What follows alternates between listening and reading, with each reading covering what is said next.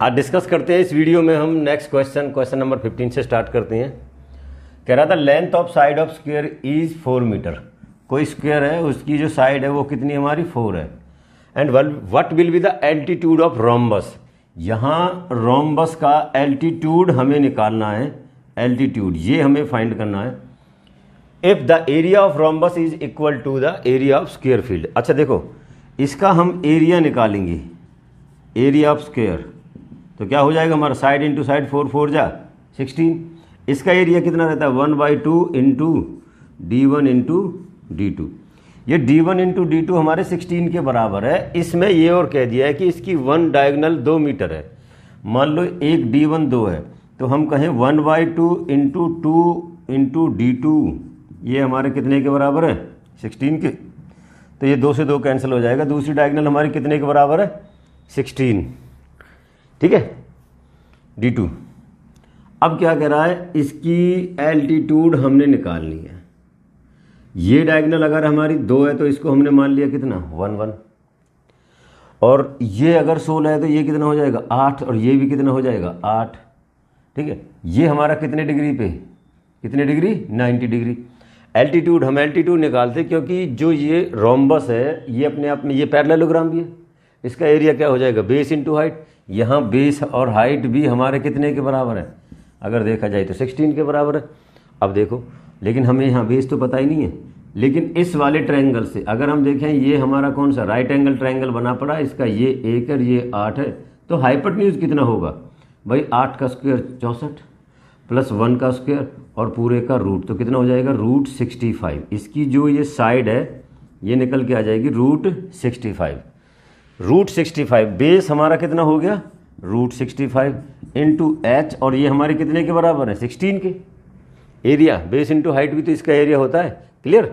अब देखो ये जो मल्टीप्लाई में उधर जाके डिवाइड हो जाएगा, यहीं से हमारी हाइट निकल जाएगी, एल्टीट्यूड निकल जाएगा, अपॉन में कितना आ जाएगा ये 65। ये हो जाएगा इसका आंसर। आए समझ। देखिए नेक्स्ट क्या कह रहा, find the area of field in the form of rhombus.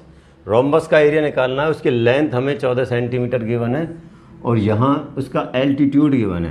कहने का मतलब बेस भी गिवन है हमारा कितना 14 सेंटीमीटर, और हमारा हाइपोटेन्यूज भी गिवन है, ये सॉरी हाइट एल्टीट्यूड ये कितना है 16।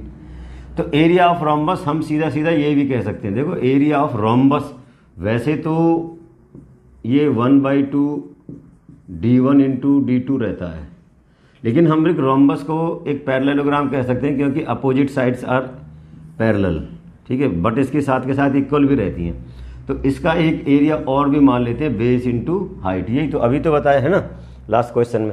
तो बेस इंटू हाइट सीधा निकाल दो भाई, बेस हमारा 16 है, हाइट हमारा 14 है, दोनों को मल्टीप्लाई कर दो 4 2 2 सेंटीमीटर स्क्वायर, 224 सेंटीमीटर स्क्वायर इसका एरिया हो जाएगा। आए समझ। देखिए नेक्स्ट क्वेश्चन क्या कह रहा था, cost of fencing of square field at 60 पैसे पर मीटर इज 1200। देखो स्क्वायर फील्ड है तो पेरीमीटर क्या रहेगा 4 इंटू साइड, क्या हो जाएगा हमारा 4 इंटू साइड, और इस 4 इंटू साइड में जो हमारी कॉस्ट आई है 60 पैसे पर मीटर के हिसाब से, वो हमारा कितना बन रहा है 1200। तो यहाँ सीधा सीधा हम इसका जो पेरीमीटर अगर निकालें ना कितना बनेगा, तो क्या करते हैं कि टोटल कॉस्ट डिवाइड हमारे पैसे, इस पैसे को हम रुपए बना लेते हैं, ठीक है। जो रुपए आएगा तो ये कितना हो जाएगा ऊपर 100, ये 1 0 से 1 0 6 से ये जाएगा ये 2000 मीटर।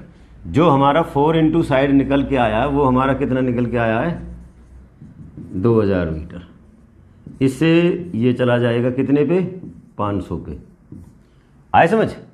तो इसकी जो साइड है वो निकल के आ गई हमारी कितनी, जो हमारा स्क्वायर फील्ड है 500। देखो अब आगे क्या कह रहा, ये कॉस्ट ऑफ रीपिंग मतलब इसमें बोआई मीन्स इसका एरिया निकालना है। तो एरिया ऑफ स्क्वायर कितना हो जाएगा, जिसकी साइड हमारी 500 मीटर है, तो ये कितना हो जाएगा side into side means 500 into 500, 5 ये 25 और इसके पीछे ये 4 0। ये एरिया है। अब इस पे क्या करना है 50 पैसे पर 100 स्क्वायर मीटर के अकॉर्डिंग हमें पैसे की कॉस्ट निकालनी है। देखो हम सीधा सीधा कहेंगे कि जो हमारे 100 मीटर स्क्वायर की वो कॉस्ट है वो कितनी हमारी 50 पैसे, ठीक है। लेकिन हमारे पास कितने मीटर स्क्वायर है जी, ये कह रहा है, तो बताइए 25, ये 2.5 लाख जो होगा इसका कितना हो जाएगा।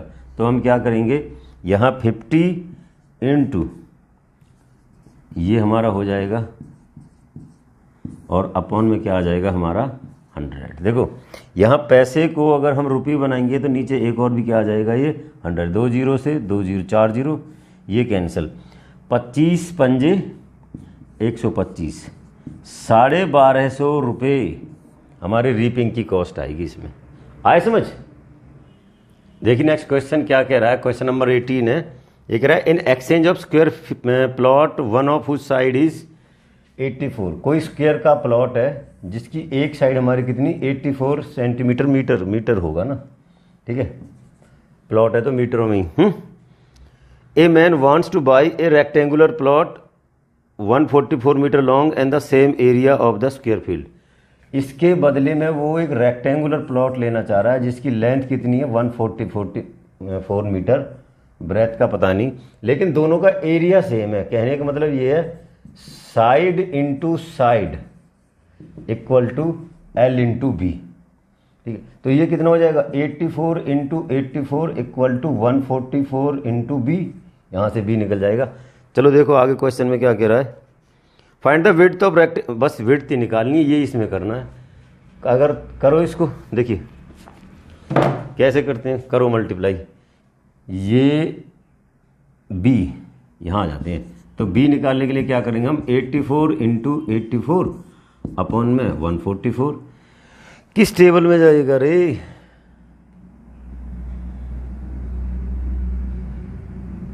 देखो 12 से करते हैं, 12 सत्ते 84, 12 कम 12 और 12 दूनी 24, तो फिर ये 12 से जाएगा 7 पे, तो बी हमारा 7 7 जा 49 मीटर। इसका जो ब्रेथ निकल के आ जाएगा वो कितना है 49 मीटर। आए समझ। देखिए नेक्स्ट क्या कह रहा था, area of rhombus is 84 metre square if it's perimeter is 40 metre. तो इसका एल्टीट्यूड निकालना भाई, एरिया ऑफ रोम्बस मान लिया हमने बेस इनटू हाइट, इसके लिए क्योंकि हमें यहाँ एल्टीट्यूड की ज़रूरत है, वो हमारा कितना है 84 मीटर स्क्वायर है। अच्छा पेरीमीटर, रोम्बस की चारों साइड बराबर है तो पेरीमीटर इसका क्या रहता है 4 इंटू साइड हो जाएगा ना, ये कितने के बराबर है 40 के, ये इससे जाएगा तो 10 पे, तो इसकी एक साइड हमारी निकल के कितनी आ गई 10। तो कहने का मतलब हमारा जो बेस है वो कितना है 10, तो बेस इंटू हाइट जो हमारा 84 है तो 10 इंटू एच, ये हमारा कितने के बराबर है 84, तो एच की वैल्यू कितनी आ जाएगी 84 डिवाइड बाई 10, 8.4 मीटर। आए समझ। आज इस वीडियो में इतना ही, डिस्कस करेंगे नेक्स्ट क्वेश्चन अगली वीडियो में।